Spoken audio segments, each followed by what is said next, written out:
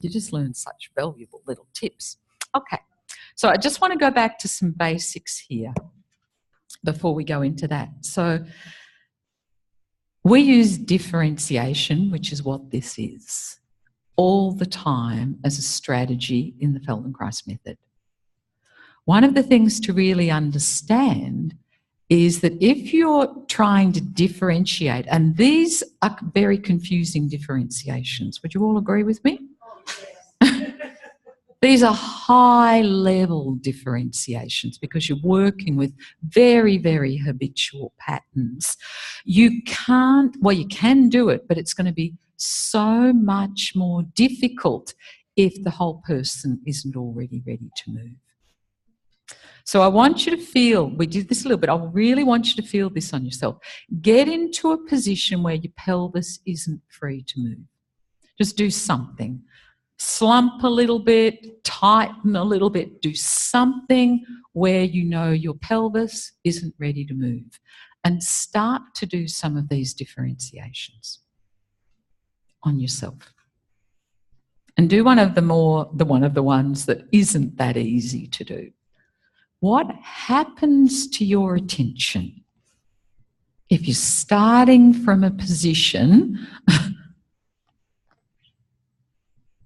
of where you don't feel that competent? No?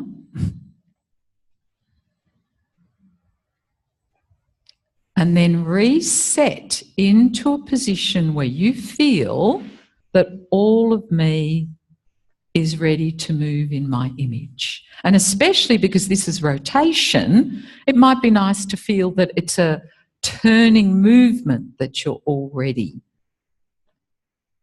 And just see, how does that influence your ability to do these quite challenging differentiations?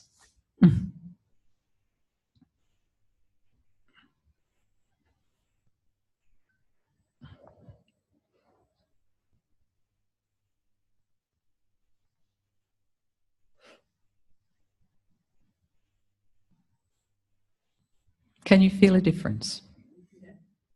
Yeah? So this is a really important principle of our work. That we're going to start, if we're going to do this level, I think standing is a great position to do this in because you've got lots of possibilities there.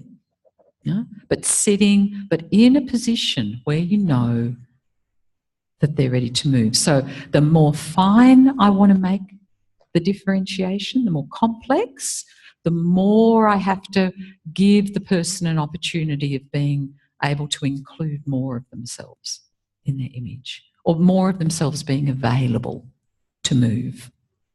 Yeah? So that's just a principle. The next one, and because you've all done it on yourselves, you've now taught it, is this the order that you would choose to teach this in? Would you want to change the order? How would you change it? No?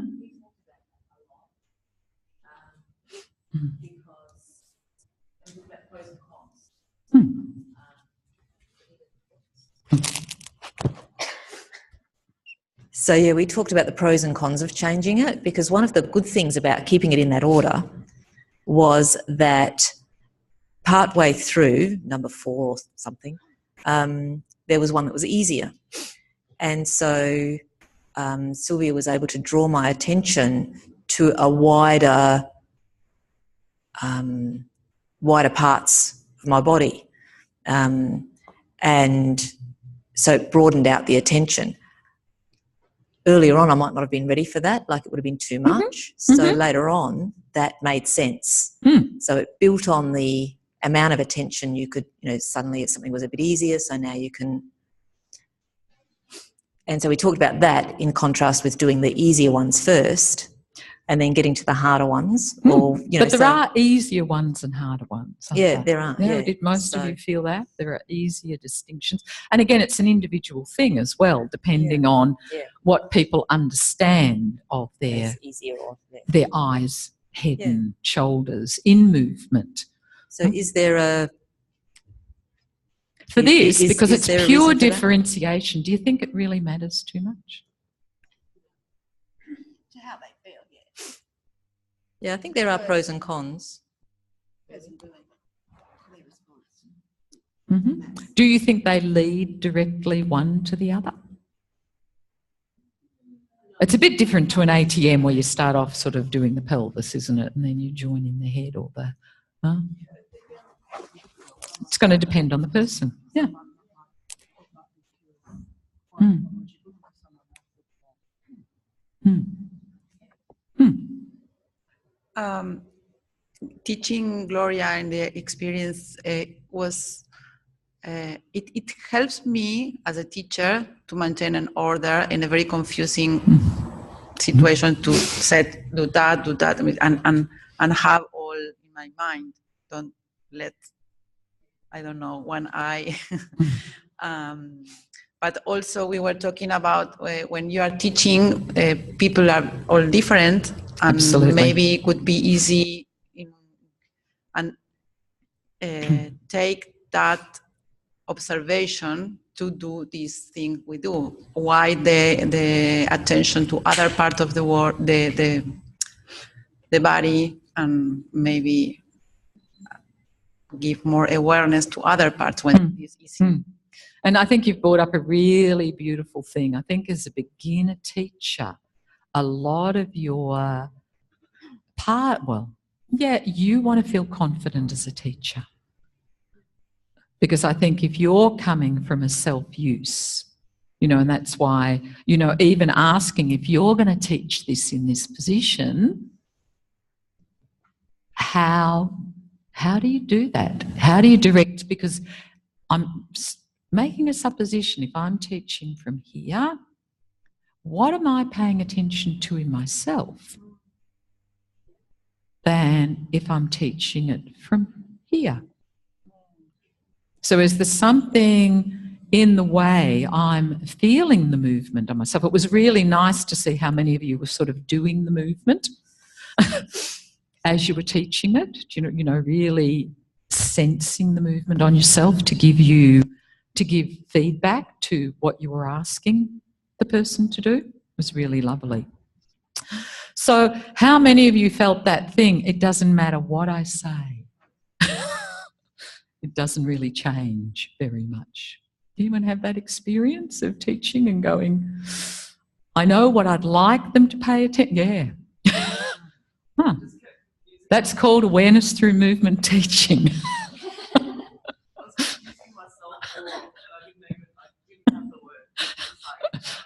Yeah. Yeah. And it's really good because for you to understand that, it's like, okay, so I can get into this place of confusion in myself. So what do I do to organise myself that I can feel more? Fantastic. That's great learning. Yeah, that's what you do in your ATM practice. I think the biggest thing is how do we get across that all of these strategies that we're asking others to do, we have to understand in our own practice. So what we will do is it will get people to attend to things that make sense for us. So usually if I find that if I slow down, it really helps me in my practice to feel something, that's often a strategy that I might use when I'm teaching because I know that it really works for me. And the trick is knowing what the strategies are or knowing what are the different ways I can direct attention, knowing I have my habits, knowing I have my preferences that I can really rely on because I've got... So a good habit is something you've made a lot of distinctions about. No? So something you've already really made a lot of distinctions about. But to also know that there's some things I don't attend to, but maybe for this group, that might be something I might have to bring to their attention as a way of getting them to feel it. Okay, so feel free to change the order for the next time. Take a little bit of time to, again, just check the person, but I am going to make one. There's always an exception to the rule, isn't there? Jane, can you come and sit here? So Jane is the opposite to what I'm saying. So Jane, when she does all these movements, you might want to face that way so they can't, you don't feel as attentive. Jane will do everything from her pelvis and hips. Off you go, Jane. Turn your head. Do everything from her pelvis and hips. So she can do this so easily from her pelvis and hips that it's actually not that easy for her to find some of the... Now, turn your head to the right. Yeah. So she doesn't use her neck. Can you see? Huh? So how could you use your neck, Jane? Huh?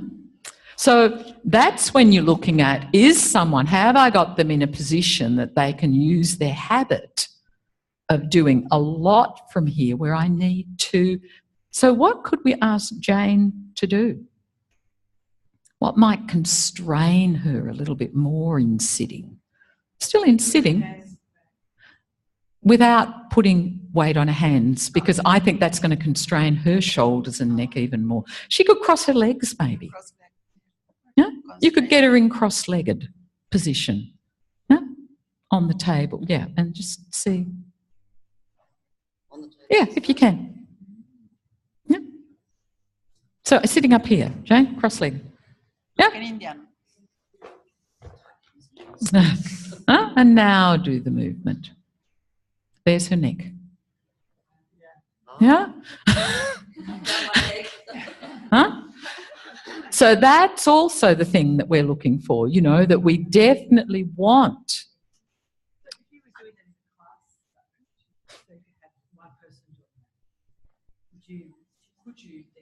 What's your answer to that? With me, of the principle that there are no principles. No? Anything to facilitate their learning.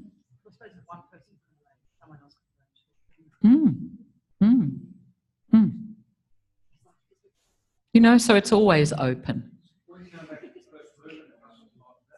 Fantastic. Returning to the first movement. Using it as a reference to come back and see, is anything different? It's a great way. I think it helped Pat to get his head. It helped Pat to get his head around the movements a lot easier if he kept coming back to that. We talked about rests at the end. Another great thing to consider. Maybe Pat will slip a couple of rests in his go. Yeah, the importance of rests. Anything else? Yeah. It's just that the structure of that means that it's actually symmetrical, so that the rotation is happening on both sides. And? Well, it means that there's no imperative to think about doing it to the left, because you are. You're already doing it all. Yes. Absolutely. Absolutely. But it's really interesting, which we again use in awareness through movement a lot. If we put the attention that we're directing it to the right, what happens in someone's organisation compared to if we bring the attention that we're doing the same thing? Because that's the thing, attention changes everything. Attention changes everything. It's like the lesson which lesson is in it? Awareness Through Movement, book 11, is it? Where you're painting... Painting your face, yeah. Yeah, painting one side of you. And you're doing a symmetrical movement the whole time. The whole time you're turning your head to the left and right, but your attention is always on one side of your face. So it's a brilliant device to show people how important the ability to attend is to changing their experience. So are you ready to change over? Now, you're going to... So all the people who just taught, could you stand up, please? All the people who just taught. So all the people who are sitting down, could you find a new partner to teach? So all the people who are sitting down, choose someone